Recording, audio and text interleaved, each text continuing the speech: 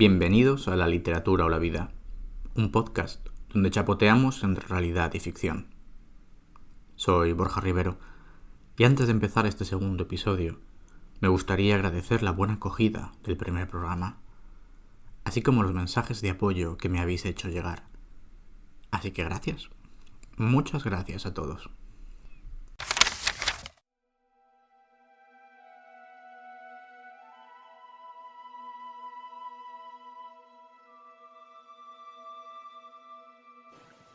Cúpulas y cigüeñas en mi corazón, eso he soñado. Más allá de mi alma, cornos y jaurías y príncipes enfermos entraban en la niebla. Pólvora y dominio, vallas envenenadas para los ciervos blancos. En los molinos abandonados, azor y enebro oscuro, me esperaba la muerte. Ese humo he soñado, la astucia del invierno y el sollozo azul de los caballos galopando en la nieve.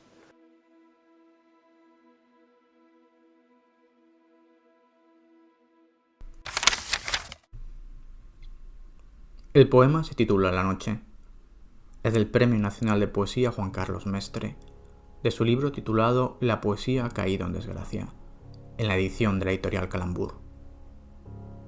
Yo quería empezar con este poema, con el invierno, con ese sollozo y con la calma que procura una llanura cubierta de nieve.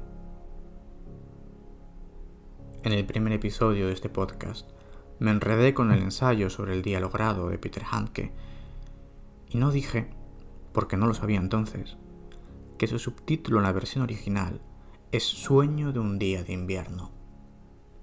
Y eso me trajo a la memoria Winter Sleep, una película de 2014 dirigida por el turco Nuri Bilge Ceylan, si es que lo he pronunciado bien, que ganó la Palma de Oro en Cannes y sobre la cual yo escribí un articulito fascinado por el detenimiento de sus personajes, por el cuidado en los gestos, por la perspectiva externa. En la quietud del invierno de la Capadocia, Aydin, el protagonista, observa, reflexiona e incluso tienta alguna acción por el impulso de otros. Pero aún con todo su poder de personaje principal, Aydin fracasa. Es incapaz. Vive en otro sueño invernal. Y yo quería hablar de esto.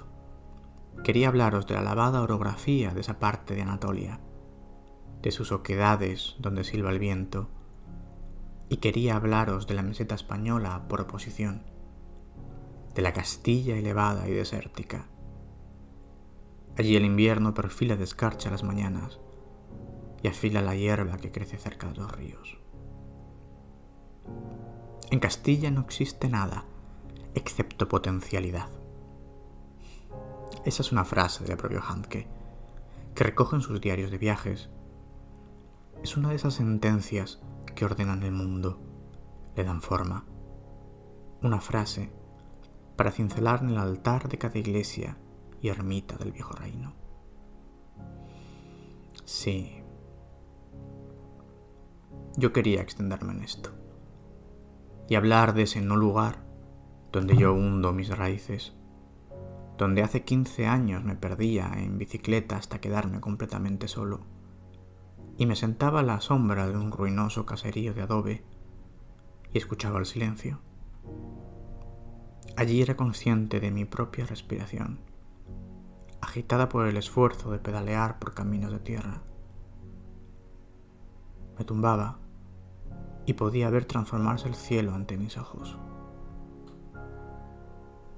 Yo os habría hablado de todo esto, perdiéndome en esos caminos.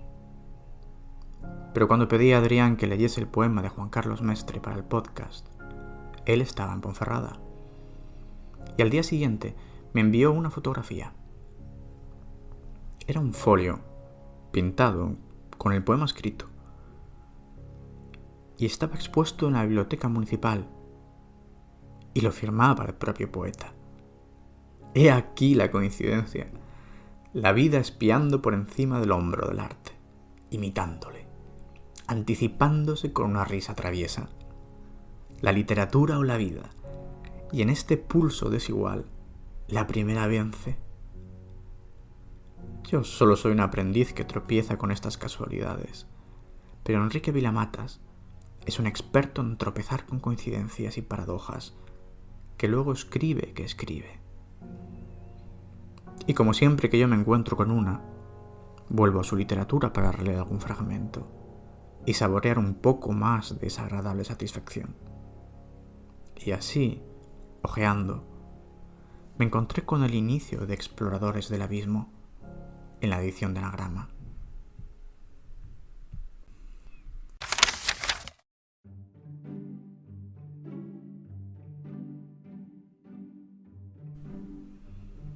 Voy pensando que un libro nace de una insatisfacción, nace de un vacío, cuyos perímetros van revelándose en el transcurso y final del trabajo.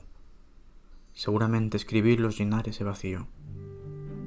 En el libro que terminé ayer, todos los personajes acaban siendo exploradores del abismo, o, mejor dicho, del contenido de ese abismo.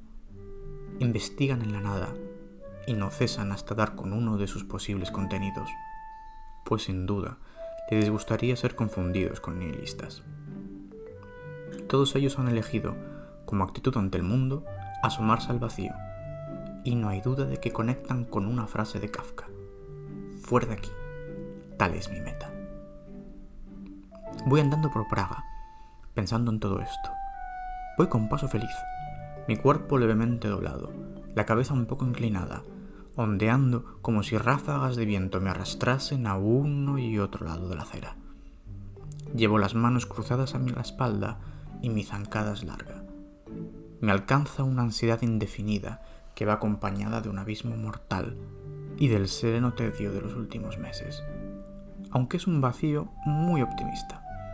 Después de todo, no puedo olvidar que voy hacia el café cubista. Cuando finalmente entro en el local, me sitúo en una de las mesas con ventanas que dan a la calle Obokny. Recuerdo que anoche fui a cenar con un amigo de Praga y al salir del restaurante me señaló la casa en la que durante años viviera el poeta Vladimir Holland. No había yo estado nunca en Praga y llevaba en ella solo 2 horas y sentía que no había acabado aún de aterrizar. Apenas sabía nada de la obra de este poeta, pero me acordé de golpe de que 30 años antes había inventado yo 2 versos suyos, situándolos, a modo de cita, a la entrada de Nuevas Impresiones de Praga, capítulo 6 del libro más eufórico de los que escribí en mi juventud. Oscura la negritud del mármol en la nieve.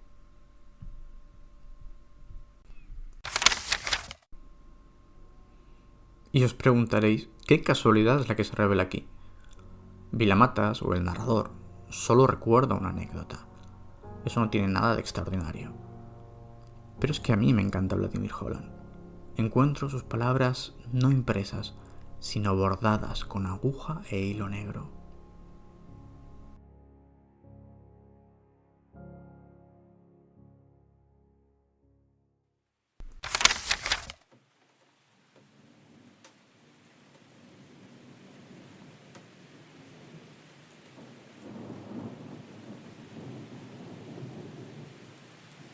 Cuando llueve en domingo y tú estás solo, cuando llueve en domingo y tú estás solo, completamente solo, abierto a todo, pero no llega ni el ladrón, y no llama a la puerta ni el borracho ni el enemigo.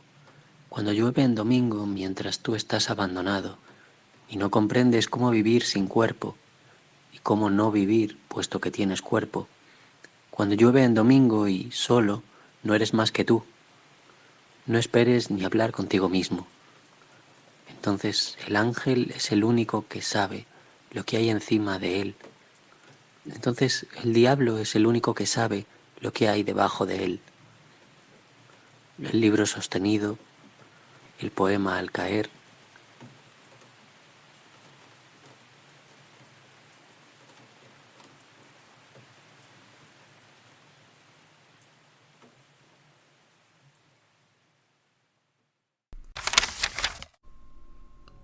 Resulta que en 2011 yo escribí otro textito tras la publicación de una antología del poeta. Yo tenía 21 años. Descubrí su poesía y la entendí. Bueno, la entendí como debía entenderla en ese momento. Y dejó un pozo en mí, un grano de plomo que ha seguido rodando por mi cabeza de cuando en cuando. Y si a Vilamatas vuelvo con las coincidencias entre vida y literatura, a Holland vuelvo cuando garabateo y garabateo, pero no florece nada de esas semillas de tinta.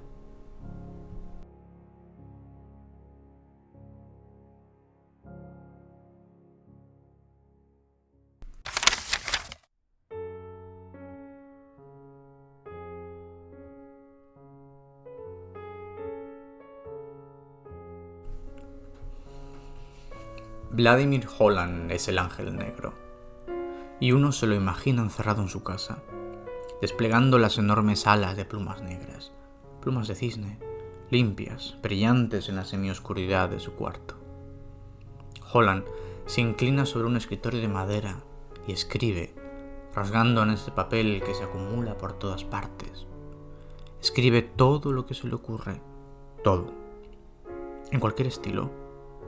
Escribe poesía y frunce el ceño, gruñe y sus alas tiemblan cuando no está de acuerdo con los versos.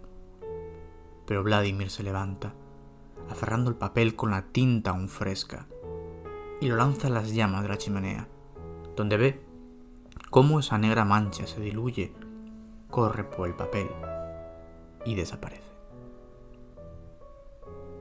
Holland sonríe de placer, sus alas tiemblan de nuevo.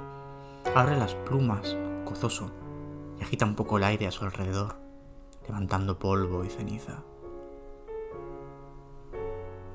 Lentamente vuelve a su trabajo. Recoge las alas antes de sentarse, pero duda. Recuerda el cigarro que se consume en lo alto de una montaña de colillas. Lo rescata, aspira el humo, y los pulmones se le encienden. Suspira, aliviado, con la tinta cargada en su pluma. Escribe de corrido, sin detenerse, sin corregir, y sus alas se abren cuán grandes son, adquiriendo una enorme envergadura que le dota de esa magnificencia terrible que él representa.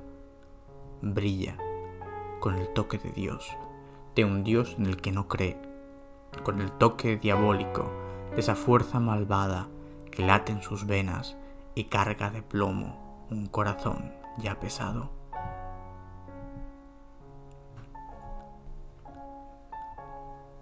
Escribió mucho. Escribió grandes volúmenes donde lo recogía todo, lo grande y lo pequeño. Pero solo podemos imaginarlo, porque no queda nada de toda esa obra. Intentémoslo. Sí, pensemos en un hombre solitario vagando por un mundo que odia, que no entiende, y en el que no es comprendido.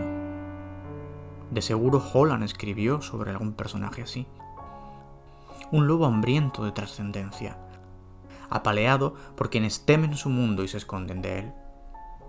Pero ese mundo también le produce un profundo desprecio, un asco denso, como cieno deslizándose por una garganta.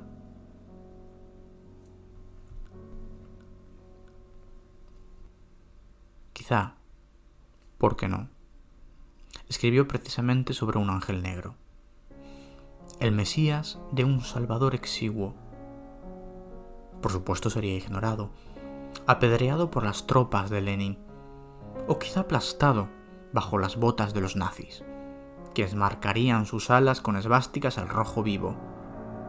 El ángel del régimen, expuesto en Berlín, disecado, con los ojos vítreos para siempre clavados en el atril, y en quien pronuncia el discurso. No. Este espejismo lo destruye el propio Holland irguiéndose, satisfecho, releyendo algunas líneas por encima, apartando la silla de una patada y lanzando todo a la chimenea sin cuidado, las páginas volando, esparciéndose por la sala, ardiendo cerca de la alfombra.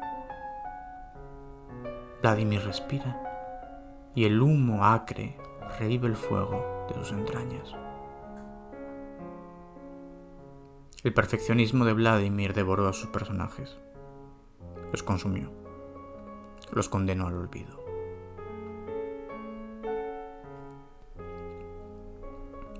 Ahí dejamos a Holland, concentrado en su tarea, exiliado entre sus muros de libertad. Ora plegando sus alas, ora desplegándolas, con sus plumas palpitantes, su ingenio terrible, su mirada feroz y la mudez de su rostro mientras nos mira directamente, sin decirnos nada, expresándolo todo e invitándonos a irnos, a desaparecer tras la puerta, y dándonos también la bienvenida a su santuario, a su sala particular del infierno, donde siempre arde esa chimenea.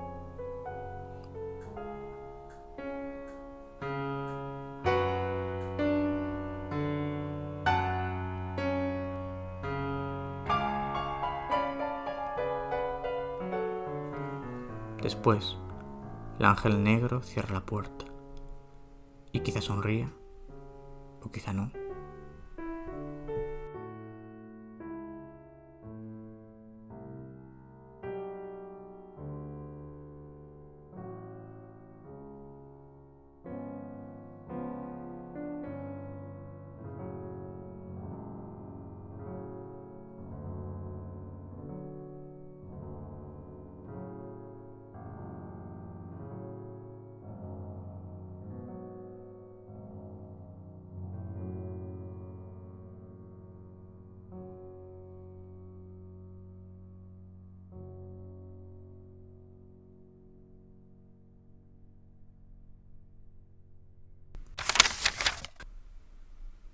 ¿Os acordáis del poema de Juan Carlos Mestre?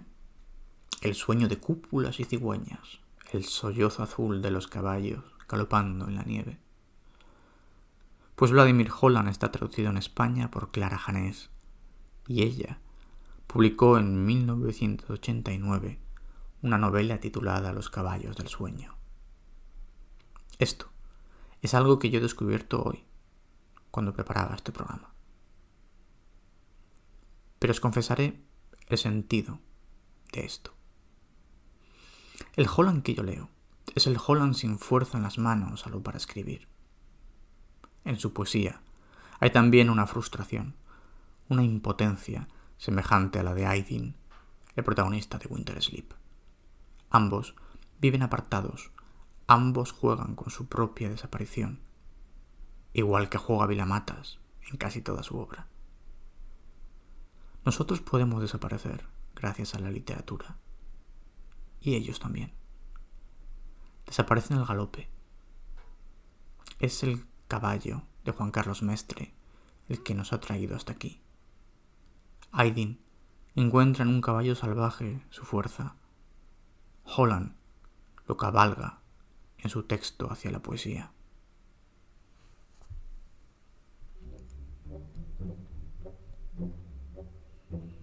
Creo que ha llegado el momento de despedirme. Gracias a Adrián Astorgano por sus lecturas. Y gracias a Nacho Muñoz por regalarme el nuevo micrófono con el que he podido grabar este programa.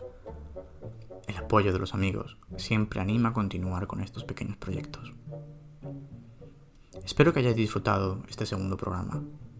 Si es así, os invito a darle like, compartirlo y dejar vuestros comentarios.